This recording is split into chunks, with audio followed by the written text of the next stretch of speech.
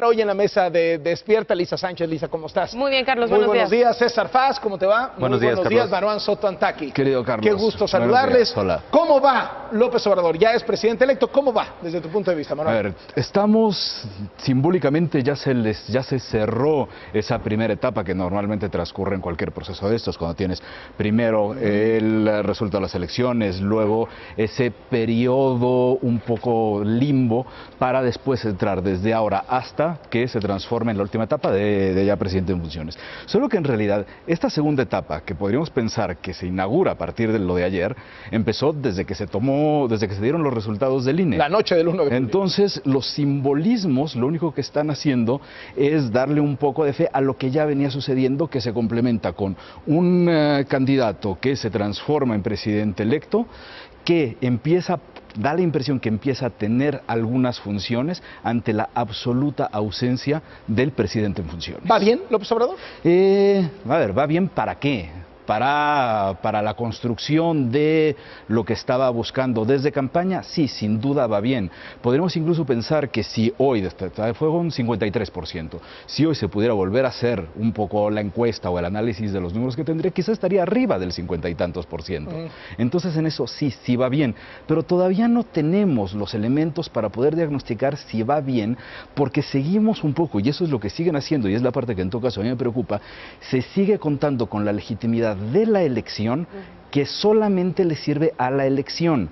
No existen todavía los elementos para darle legitimidad a un gobierno que todavía no funciona, con la complicación de que sí da la impresión que en algunas cosas ya está en acción. Lisa, ¿cómo va desde tu punto de vista? Mira, tenemos nosotros la impresión de que es precisamente Andrés Manuel quien ha venido a llenar el vacío de poder que la debilitada presidencia de Enrique Peña Nieto había dejado, que se está haciendo cargo de un montón de cosas que todavía no tienen las facultades legales ni administrativas para poder hacer. El tema de los foros de pacificación es uno de los mejores ejemplos en donde ya está tomando en sus manos el tema de las víctimas, el tema de la justicia, el tema de la inseguridad.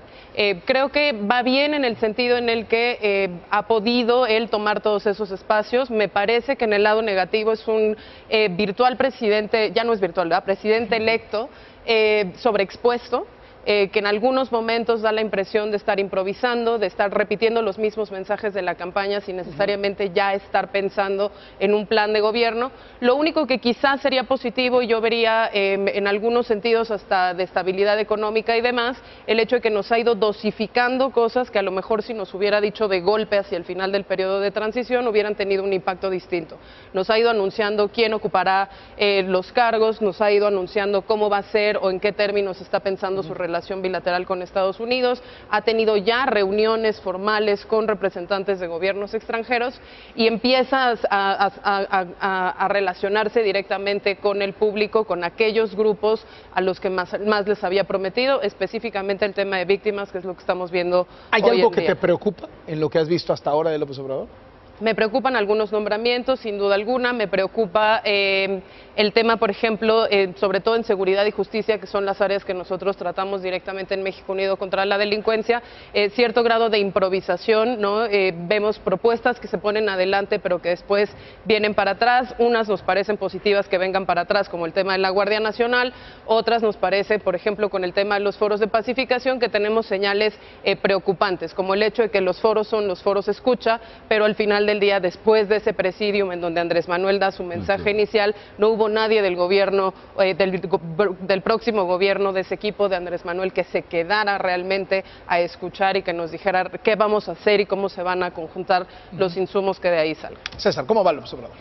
Yo creo que va muy bien. Buenos días, Carlos. Es un periodo nuevo en la historia del país.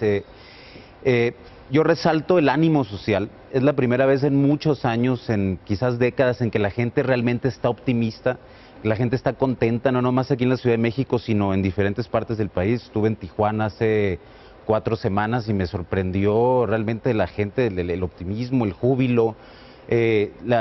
No saben bien a bien qué es lo que va a pasar, pero sienten que se rompió algo que no funcionaba y que viene algo que sí. Es el resultado de muchos años de trabajo, de muchos años de lucha social, de lucha política, lucha electoral, y ahorita se está empezando a concretar ya en términos de nombramientos, acciones de gobierno sin ser gobierno, que también están dotando de estabilidad al país, se está recuperando la moneda, pero yo destaco sobre todo el ánimo social.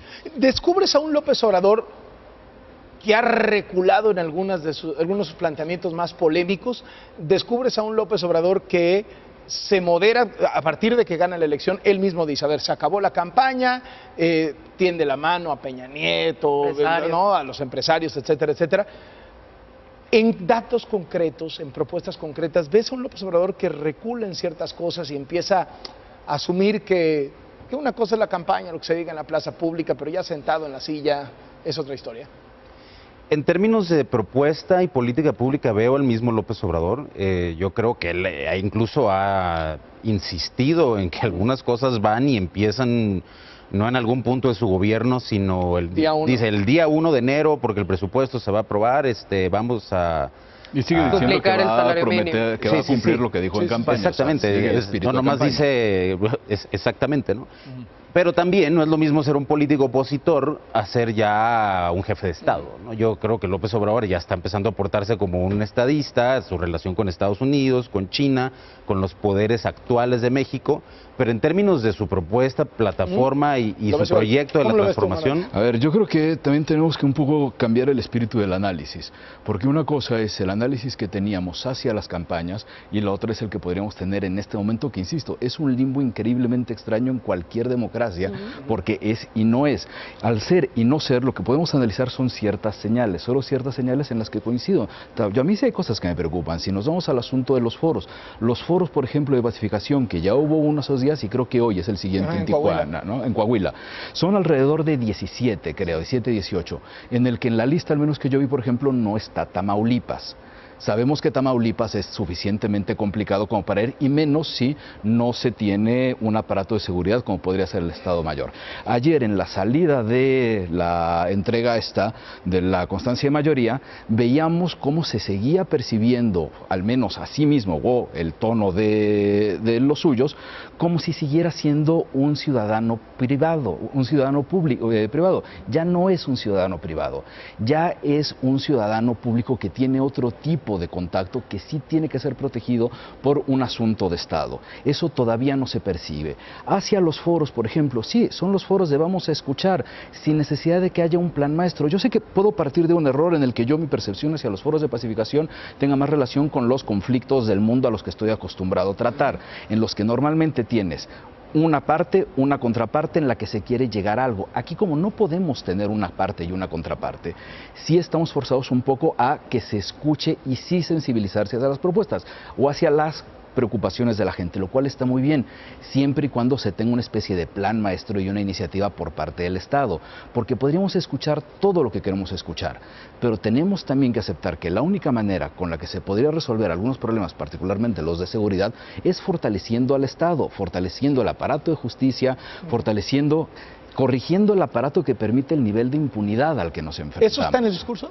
Está en el discurso, pero no necesariamente en el discurso de Andrés Manuel López Obrador. Está en el discurso más de Olga Sánchez Cordero, en algunos elementos del discurso de Durazo, donde hay esta idea de este plan de presentar un plan legislativo, una serie de iniciativas que empiecen con las comisiones de verdad, que empiecen con el tema de la justicia transicional, y entonces a partir estos foros se transformarían después en un plan de cómo víctimas y victimarios pueden empezar la reconciliación. ¿Cómo están sintiendo la arena de discusión pública, en las redes sociales, en los medios de comunicación? ¿Sigue la polarización encendida? ¿Sigue la división? ¿Sienten que hay un poco de miel, que se han calmado las cosas? ¿Cómo lo evalúas, César? Sí, todavía hay una tensión, ¿no? Obviamente hay una parte victoriosa, una parte derrotada, y evidentemente en las redes sociales, donde todo el mundo se sienta ahí a decir lo primero que se le viene a la mente, la gente va y vacía su frustración, su alegría, su neurosis, qué sé yo, pero esa discusión ya no viene de la gran discusión nacional, ¿no? Hay una parte derrotada que no sabemos bien qué está haciendo, dónde está, qué está planeando, si tampoco se va... ellos, ¿eh? Sí. Tampoco ellos. Entonces ya son como si fuera una guerra de guerrillas, como focos de resistencia. Pero la mayoría de la gente, y cada vez más, ahorita lo señaló Maurán, realmente sí se han ido hasta sumando. los índices de aprobación de López Obrador post elección han subido. Entonces, es menos gente, es muy poca gente la que realmente sigue, pues de alguna manera dolida. El ánimo de la derrota, pues es difícil, fue una derrota muy, muy dura, muy apabullante, o una victoria desde donde lo queramos ver. Entonces eso obviamente... Ahora, también hay que pensar, cuando pensamos en el discurso, cuáles son los niveles del discurso que se van planteando en cualquier democracia, una democracia liberal. Podríamos pensar en el discurso y cuál es la sensación o lo que están trayendo los opositores naturales políticos, y no traen absolutamente nada. Porque primero, no solamente hicieron, tanto PRI como Frente, quizá de las peores campañas de las que se podría tener registro en cualquier democracia. O sea, sí es bastante emblemático lo que hicieron. O sea, era difícil tener peores campañas que las que vimos, tanto del PAN, o bueno, del Frente, como la del PRI. Y siguen ellos también en el mismo espíritu de campaña vapuleados. Sí. Entonces, desde ellos no hay absolutamente ningún discurso. Hacia la parte social yo sí creo que ha bajado un poco el nivel de polarización. Sí creo también que hay ciertos elementos, ciertos personajes que tratan de avivar las cosas, pero tampoco ya tienen tanto... Eso es un poco lo que decía César hace un rato, la gente ya no quiere bronca, pues el ánimo social está... Y aparte es que no tiene sentido. Ahora, ¿aguanta todo López Obrador? ¿No? Haciendo un ejercicio de cómo le iría a otro presidente electo que no fuera él, si en un mes desde que ganó la elección se revela por parte de la autoridad electoral que usó un fideicomiso que supuestamente tenía que haber apoyado a los damnificados del sismo para un tejemaneje de dinero en efectivo muy raro. Va a la fábrica de su jefe de gabinete, que es además un empresario, y dice que va a hacer también ahí y luego que ya no. Negocios, y luego que ya no.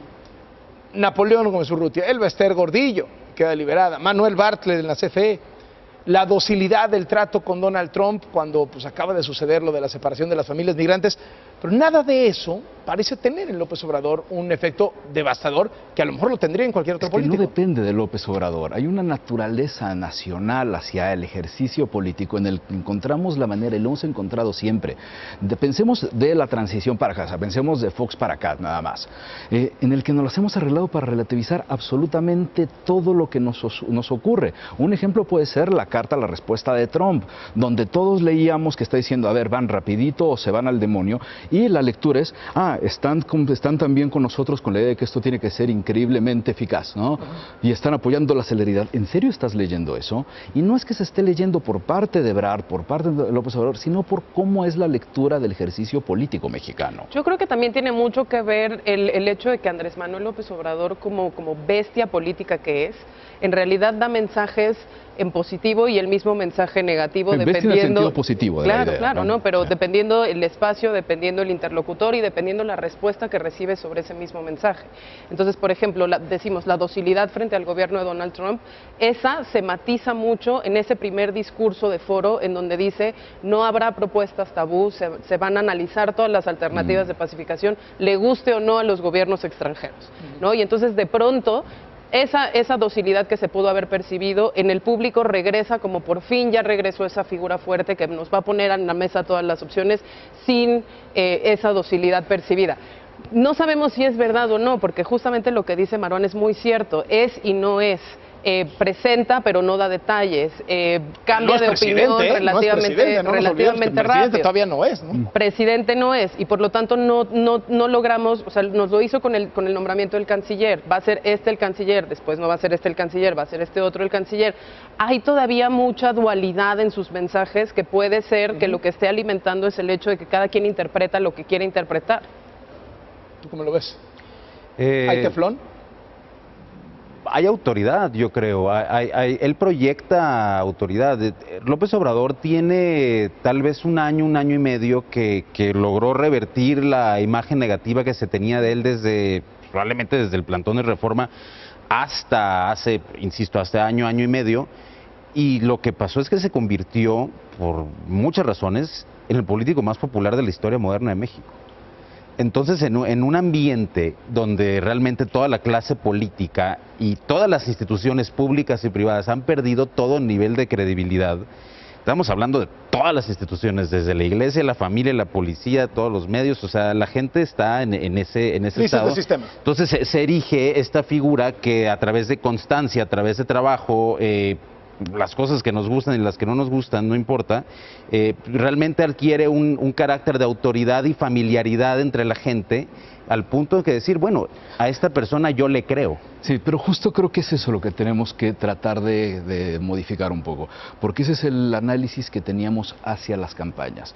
Y creo que es indudable que si vemos solamente en los tres grandes bloques de estas elecciones, el único político que trató, el único político que entendió cómo funcionaba este país era Andrés Manuel. Y eso sí creo que no podría alguien dudarlo, y mucho menos con esas contrapartes. El único que logró despertar eso, el único que entendió, sí es él. Eso no quiere decir nada en tiempos de gobierno. Claro. Ese es el discurso con el que se analiza la legitimidad de una elección, la cual está sin duda. ¿Qué hacemos para traducir eso en decisiones de gobierno? Eso todavía está por verse. Y creo que el análisis que todavía está por verse tiene que partir de esas señales. Y esas señales lo que buscan es justo el escepticismo. Y el escepticismo que se tiene que construir a partir de lo que se ve, por ejemplo, en acciones como los foros de paz, como lo de Estados Unidos, porque quizá se siga. Y eso es lo que tendrían que tratar de desplegar o modificar en los próximos meses. En los periodos de campaña no se necesita profundizar mucho en las ideas. Las campañas no lo permiten, no están hechas para eso. Ahora toca eso. Sí, es que también todavía no estamos en gobierno. Hay un periodo de pre-campaña, hay un periodo de campaña y un periodo de post-campaña.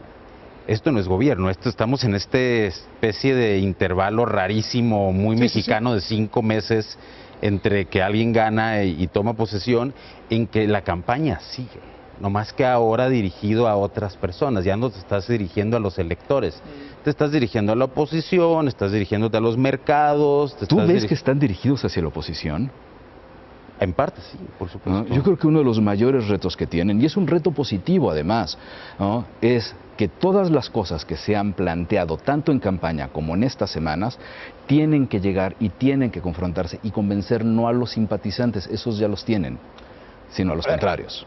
Es que tiene gente nueva, no, porque tienes mayoría en el Congreso aplastante, ¿no? Es que pero sí, a nivel social sí. Es que sí tiene gente nueva, o sea, es lo que hablamos hace rato. López Obrador ganó con el 53% y tú lo mencionaste bien. Salió una especie de nueva encuesta. ¿Qué pasaría si se repitiese la elección ahora? Un mes después ganaba con 63. Okay. Bueno, yo creo que hay dos cosas. La primera es que él mismo sigue como figura de candidato en un periodo raro de intercampaña y entonces se anuncia a sí mismo como el presidente itinerante, ¿no? Y sigue un poco en lo mismo de voy a volver a darle la vuelta al país, no voy a estar en la Ciudad de México, y sigue un poco en la misma dinámica de campaña porque quiere mantener esa luna de miel, porque le conviene mantener encendida a ese 53-63% de las personas que son sus simpatizantes y que necesita crecer al grado máximo para las decisiones difíciles que no le van a gustar a nadie que va a tener que tomar. Pero la segunda, yo sí creo, Carlos, que hay en este periodo rarísimo de transición larguísima, que por cierto es la última que nos va a tocar así de larga, donde ya está tomando decisiones de gobierno que le está forzando a tomar al presidente Enrique Peña Nieto, como es el mande usted el decreto para separar la Secretaría de Gobernación de la Secretaría de Seguridad, mande usted la terna para el fiscal general, haga usted, cierre la negociación del Telecán. Esas decisiones de gobierno que él todavía no puede tomar, las está infligiendo al gobierno de Enrique Peña. Que son las que permiten el análisis ya un poco de gobierno, aunque no sea gobierno. De lo que va a hacer él. Porque está muy bien la separación, solamente que pensamos, ya hablabas tú hace un rato sobre el acercamiento a las víctimas, a mí me preocupa y me preocupa muchísimo que la relación con víctimas parta de seguridad pública, no de gobernación. Claro, completamente. Porque es un tema de gobernanza, no de seguridad. Les agradezco muchísimo que nos acompañen esta mañana. Y muy buenos días. Muchas gracias.